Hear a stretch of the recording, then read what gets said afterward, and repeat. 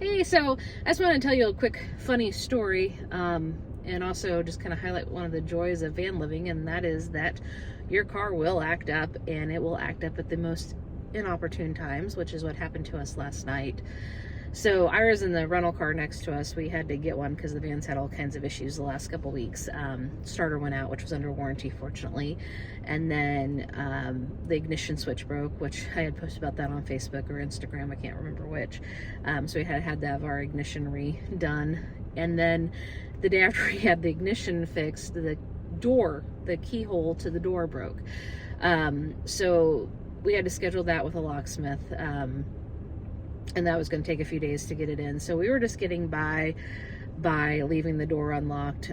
Also, an unfortunate problem with our van, one of her many quirks, being older and whatnot, is that it randomly likes to lock. So if you just shut the door, it'll lock you out.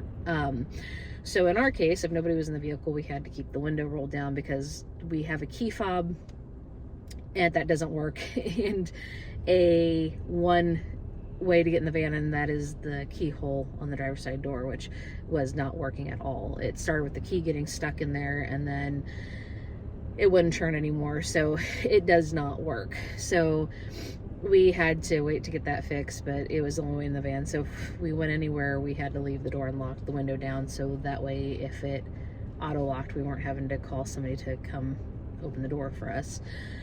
So that has been fun. We moved all our valuable stuff over to the rental car. That way it was secure and we didn't have to worry about anybody stealing anything.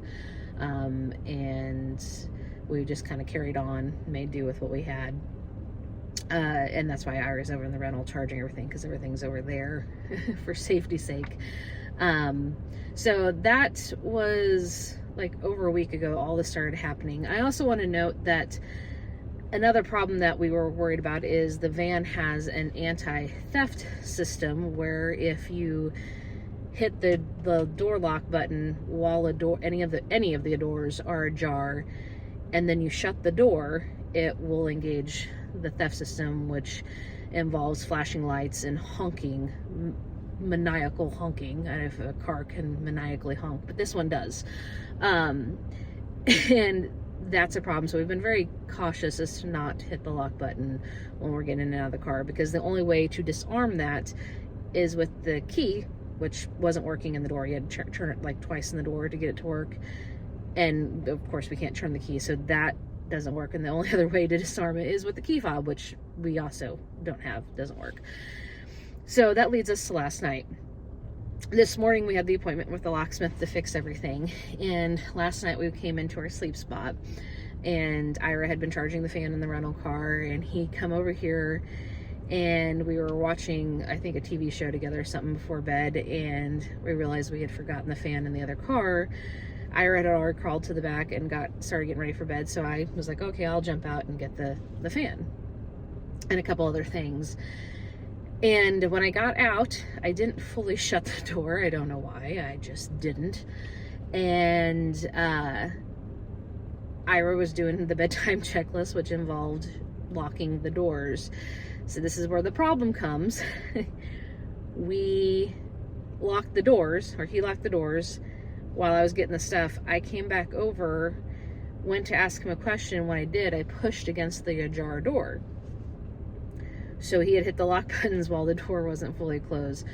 When he did that, the bright red annoying light on the dash that tells you that the anti-lock system is engaged starts flashing. And a few words come to mind, none that I can repeat here. I may have said them out loud out there. Because at that point in time, I don't know how to get in the van without setting the alarm off. Ira's inside the van with the phone and the keys. I'm standing outside. We're in a parking lot. We are in one of our sleep spots, but there are all kinds of other campers and overlanders and people sleeping here. So, and it's late, so we're trying not to be obtrusive and make noise, but like we're also trying to communicate through the glass. And like, I can't hear you. And Ira's like trying to talk, and I'm like, I don't understand anything. And it was a mess. So in our state of panic, we're like, I don't know what we do. We just decided the best thing to do was just open the doors, let the alarms begin, and I was thinking maybe I could turn the alarm off by starting the car and driving away. No, that does not work. So Ira opens the door from the inside, and immediately it's like, meh, meh, meh, and it's just going off, and it's like echoing through the parking lot. There's all these cars, and the alarms is going off. So I panic, and I jump in, and I'm like, okay, I gotta get the car out of here so it's not bothering anybody. So I jump in, and I like speed off. Like I just whip back out, because I backed out of the parking spot and sped out of the parking lot. And I'm trying to get away from all there's hotels around us and stuff, so I'm trying to get away from all these places so we're not drawing attention to ourselves and waking ourselves up. At what point I realized that it probably looked like we were stealing the car to anybody who was observing from the outside. I jump in a vehicle and screech off as it's blaring maniacally, because yes, the van blares maniacally. So we pull around the corner, lights flashing, horn honking, both of us just like, like a getaway car. And we panic, because what are we going to do? The thing won't turn off. We can't, nothing we can do can make it turn off. And we're fiddling with the door, hoping like this is the one time that the key actually works. It's like, I don't need it to work any other time. I just need it to work this one time so I can make my car stop. And the car stops. So I'm thinking, oh, yay, something in the door actually worked. No, it just has an automatic shut off. It shuts the sound off. It does not shut the alarm off. So I start the vehicle, and the maniacal, it's like a maniacal goose or something. It's horrible. And it is just going off again. It's the middle of the night. We're now in a parking lot, and I'm like, okay, now somebody's gonna come over here. I think we're breaking in the car over here. So we're like panicked. We're like, what do we do? Because we can't make this thing stop. We can't drive it without making a noise. We can't open any of the doors, but we've got to sleep in here, and we also have to get it to the mechanic in the morning. It's the middle of the night. It's like, what do we do? And our fan and everything is in the rental car, by the way, which we had left as we sped off like bats out of hell. So we had left everything in the car.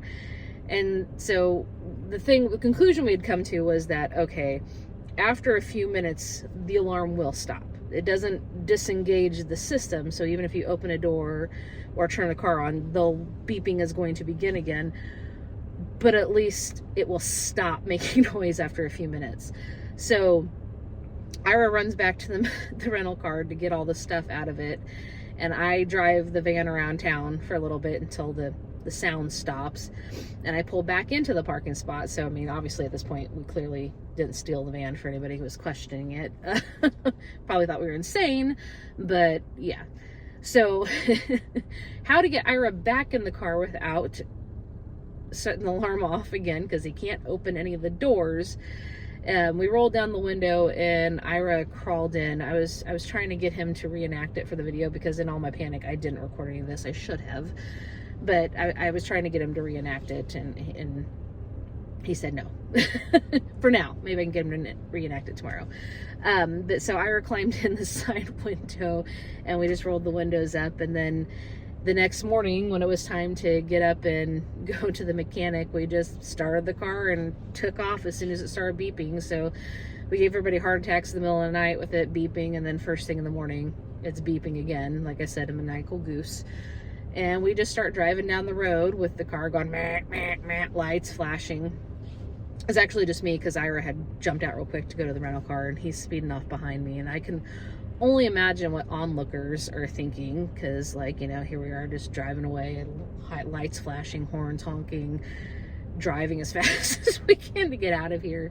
People probably thought we were insane, or criminals, or insane criminals. I don't know, both. So I'm driving down the road, and I still have to go do all the morning stuff, like go to the bathroom and all that great stuff.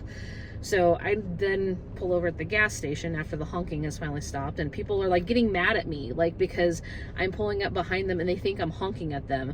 And so people are like, "Arr!" As I drive by. They use a finger, not just their fist, but people are giving me dirty looks and saying hi to me with their middle fingers, and it's a good time. People are think I'm just driving around honking at everybody and flashing my lights. So I've made a lot of people mad this morning. And then I pulled into the gas station, and of course I get out. By this time the alarm stops, but when I get out I reactivate it, And then I had the wherewithal to like wrap a towel around the thing, so when I went into the bathroom and came back, I at least didn't risk it honking again. But then I got back in the car and started again, and it started honking more. And then as I'm driving around, more people are getting angry with my apparent honking at them. Oh, I wasn't honking at them, but they thought I was. So we get to the mechanic or the locksmith, and they fix it for us. So that was a fun $300 fix, and it left a great story. And the joys of having a van that you live in. You never know what's going to go wrong, when it's going to go wrong. And go figure, it's like the entire week we didn't have this issue one time. Not once until the night before we were taking it to get fixed. Go figure. But yeah, so that's one of the fun things that happens with van life.